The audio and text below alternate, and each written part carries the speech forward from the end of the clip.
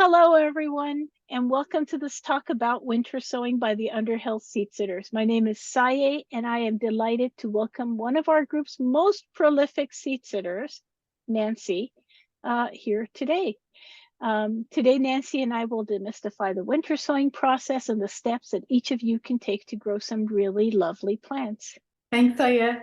I'm delighted to be here, and I haven't met any of you in person, so it's really nice to see faces, and hopefully I'll make it to the East End one day. So happy to share some techniques that have worked for me. And as we know, the program is being recorded, and it's going to be shared on our group blog for others to see, whoever can't make it tonight. So let's begin our program with an introduction to our group and then dive into the process of stratification. Then we'll look at a couple different winter sowing methods Sayeh and I have used, and we'll wrap up with an overview of how to pot up the seedlings when they begin to grow. And we'll end with a Q&A if there are any questions. You can use the Q&A button on the Zoom control bar to submit your question, and you can also upvote questions from other people if you'd like those answered. So the Underhill Seedsitters are part of Project Swallowtail, which is a grassroots initiative to expand urban wildlife habitat by growing native plants from seed. And our group takes this one step further by identifying projects and collaborating with community members, which is so nice, to create more caring and inclusive spaces. And you can visit our blog to read about the 13 projects we completed last year, which just seems like so much done by volunteers. It's amazing. And this year we are just over 50 members, growing over 100 different native plant varieties, putting them into the world. And we already have 22 projects in our sites for this year.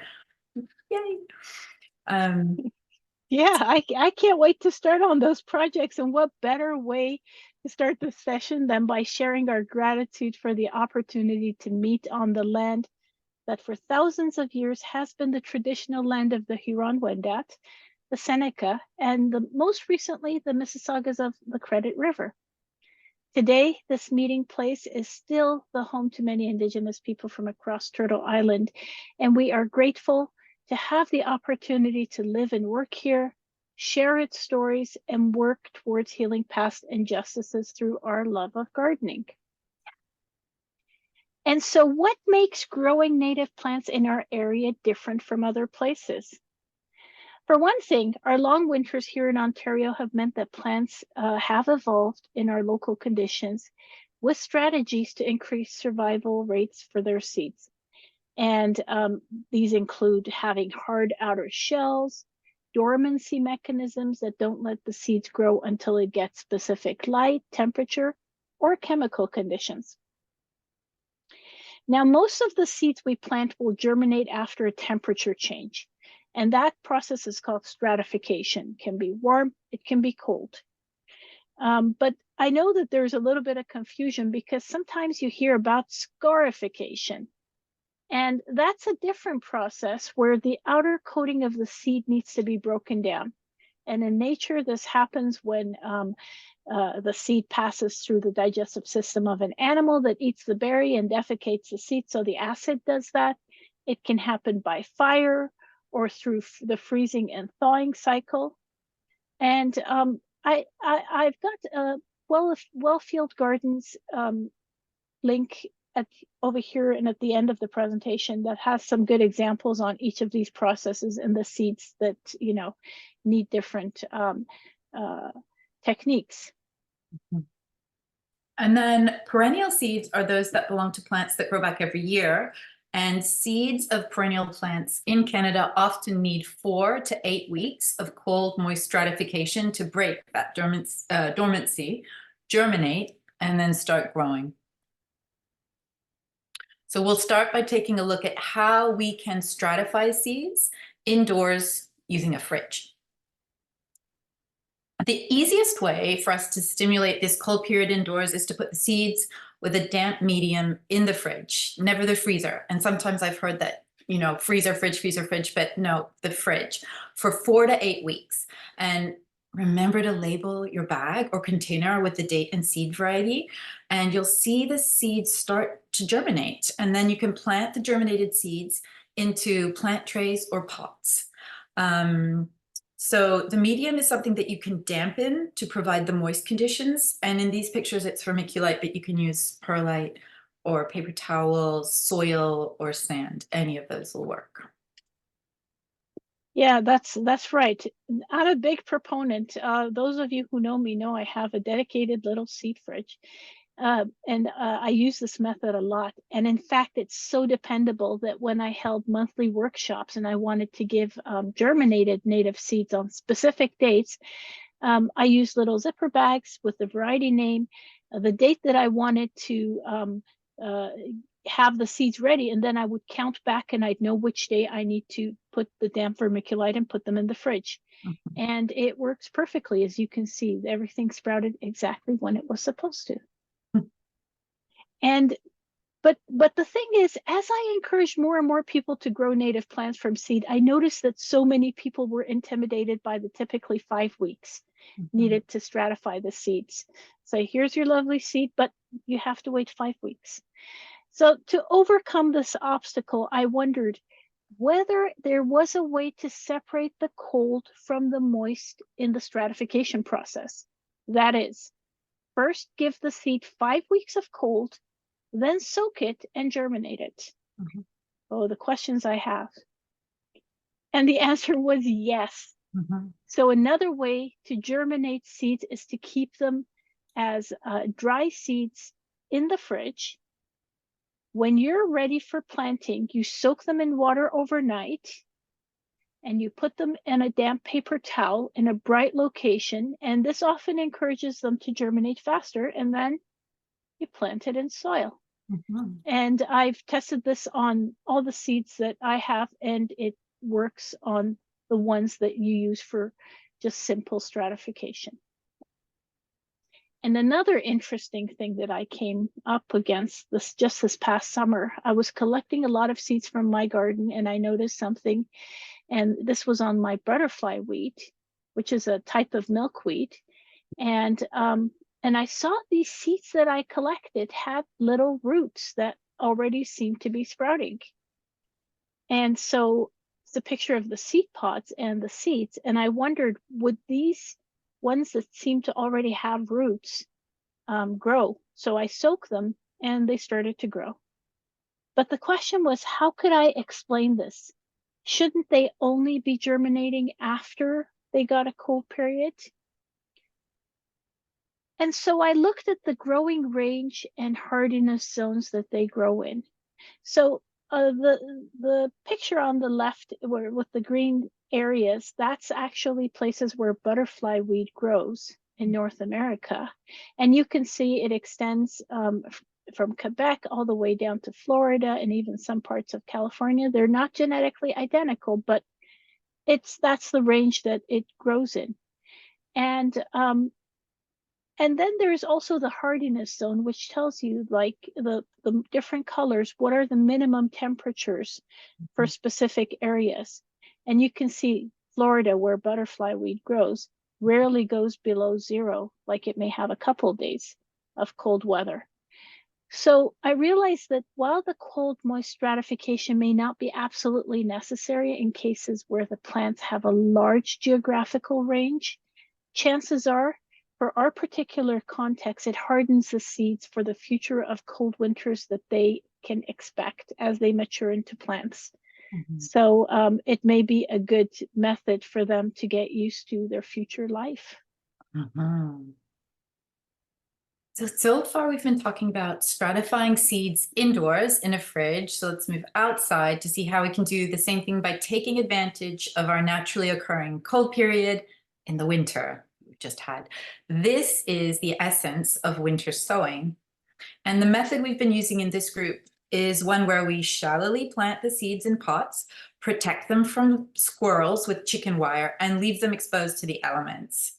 And here we can see the many ways in which this is done. You've probably tried some of these methods. I have. So you tie down the plastic mesh over the pots with twine. You can put chicken wire over or inside the pots, or Sayeh's own setup of covering a whole shelf with fencing to protect the pots all at the same time. You can do so many seeds. Yeah, yeah, that's the shelf method is a lifesaver for me. And that's the one thing that I found really helps it grow faster is warming up the environment.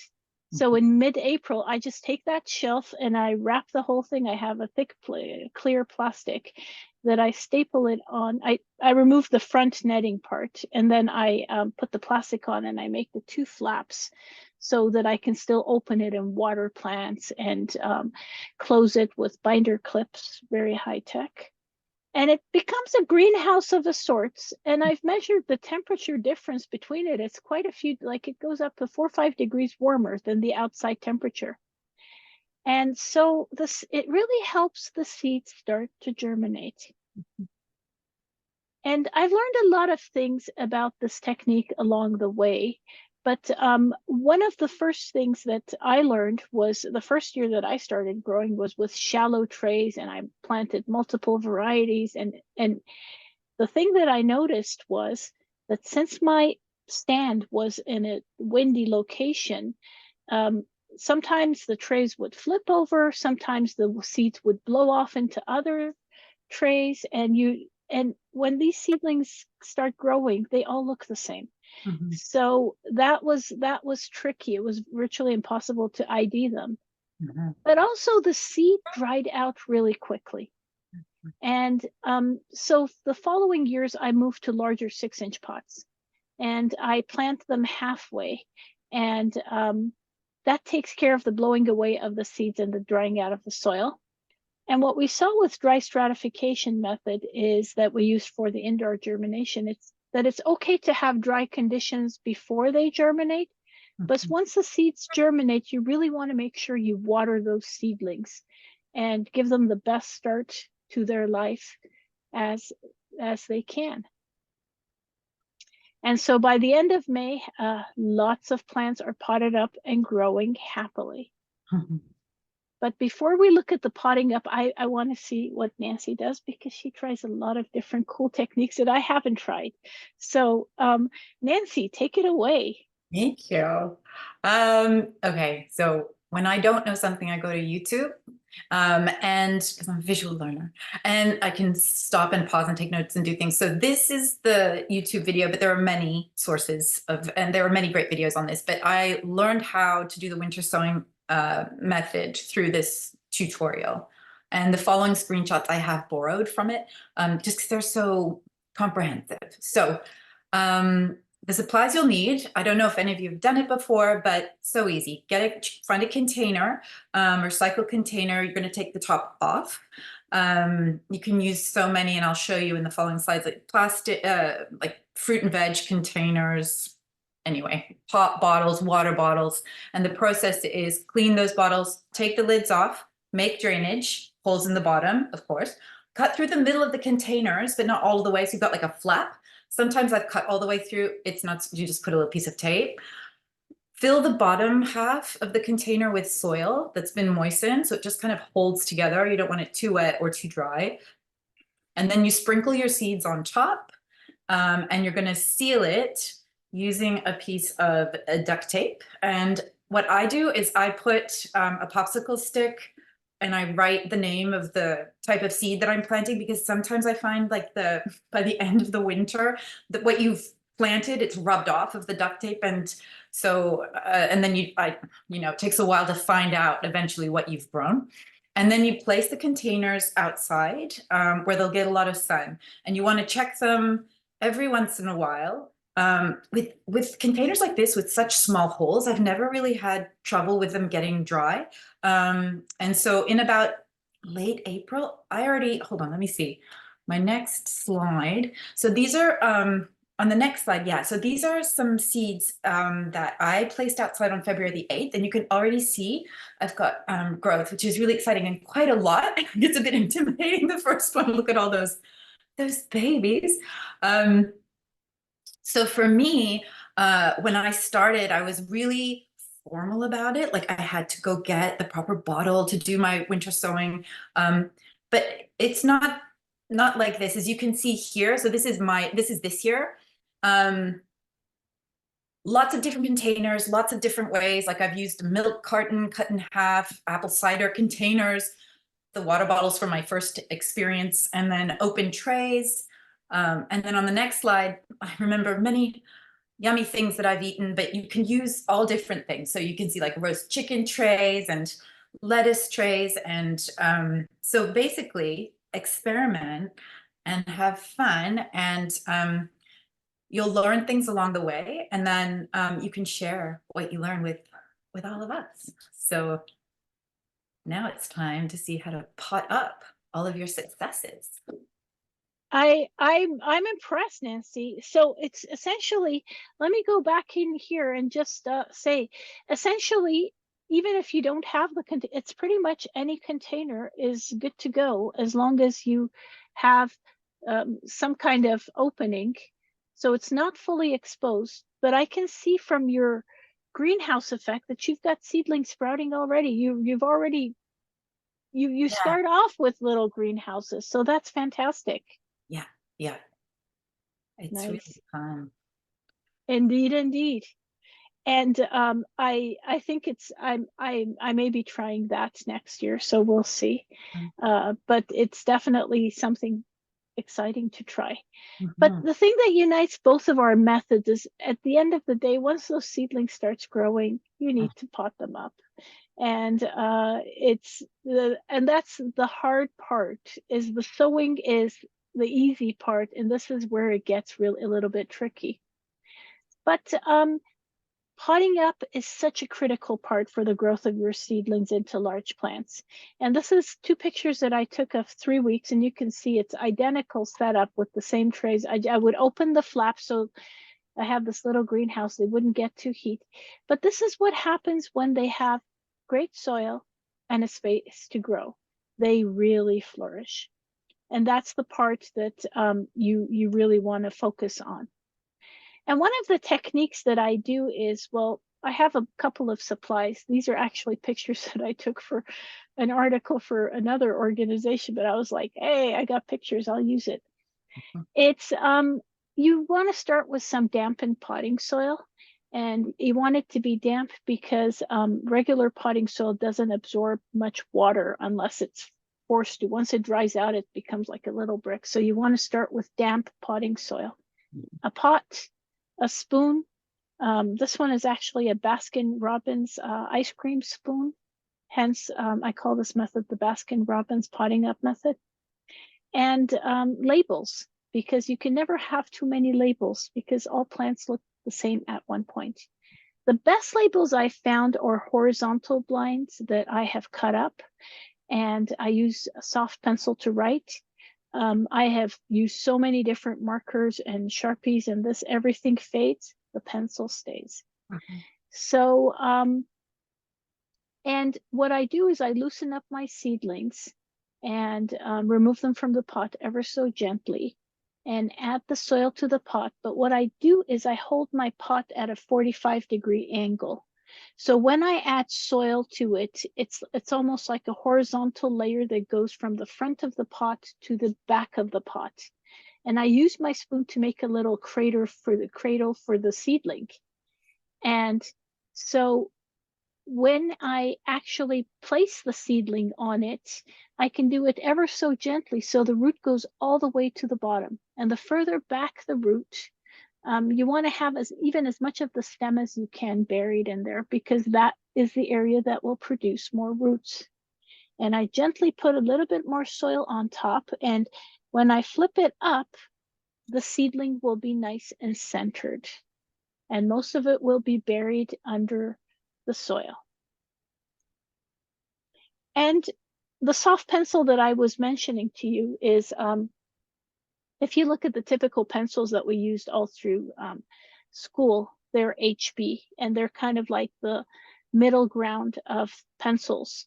They're equally hard and equally black. But there are a whole range of other pencils to the different to that the numbers grow and they become either harder or blacker. And I want to start off with a 3B pencil as a pencil of choice for writing these labels. It's really soft. It makes a really nice, you can write really well, and it doesn't come off. Mhm. And of course, don't forget to water your plants. And the last thing I want to add is everybody says, what do you use for potting up with soil? But I thought I had a picture of the soil mix that I used last time because I take a picture of everything in my life, but I didn't. And so the first year I got a giant bag of less mess. And so they sell it by cubic yard. It's like $180 for 1 cubic yard of soil in the bag, and they plop it in the middle of your driveway. And it sat on the driveway for so long, and that wouldn't have been a problem, but it was my husband's side of the driveway. So you you don't want to take up somebody else's space, and that wasn't good. And it was just the soil itself it needed other things. It wasn't like it needed compost, it needed fertilizer. And I thought, oh God, I'm not going to try this again. So I decided to make my own mix, and it really depends on what's on sale, because depending on what's on sale, I do different things. But one thing that I like starting out with is the Parkwood brand. It's Sheridan Nursery's own brand. It's a really decent potting soil, and it's good as is, but I'll just add in some composted manure in there because that gives it, it breaks down slowly, so it's constant slow feed fertilizer. I'm the only time I use any of these Miracle Grow shake and feed things, I don't use fertilizer for my garden, but I will use it for the soil, mix it in, and so it slowly releases that. And again, depending on how fluffy the soil is, if you need to weigh it down a little bit, you can add some black earth. If you need to fluff it up, you can add some garden potting mix. And so you get the hang of what works. But again, it really depends on how much I can lift into the car, what's on sale, and I'll add some mix and match and come up with something that works. And you can see step-by-step instructions on more traditional potting up method than the one that I told you if you think, wow, that's too radical. We actually have 2 places on our blog that's got 2 different potting up methods, and they both happen in the month of May. So May 2023 is one, which is the more traditional one, but May 2022 has got a good one where I also show up a different potting up method, but you can also see my dumpster diving session at Sheridan Nurseries where I get the flower pots, because to this day, I have not bought a single pot for this whole system that we run. You can, yeah, that's like if you're hesitant about it, or if you're like, oh, I could never do that, you will be inspired. Yes, I didn't know that. So I want to go with you and dumpster dive. Yes, and once your plants are in their individual pots, they will flourish and they'll take off, and it's a moment of true beauty. And by the end of the summer, many will even be blooming, which is very satisfying to think that you've taken them all that way. So we're going to end this presentation with some resources about what we spoke about, including the Ontario Gardening YouTube video I mentioned, and 2 videos on the Sayeh Studio YouTube page. So thank you for joining us.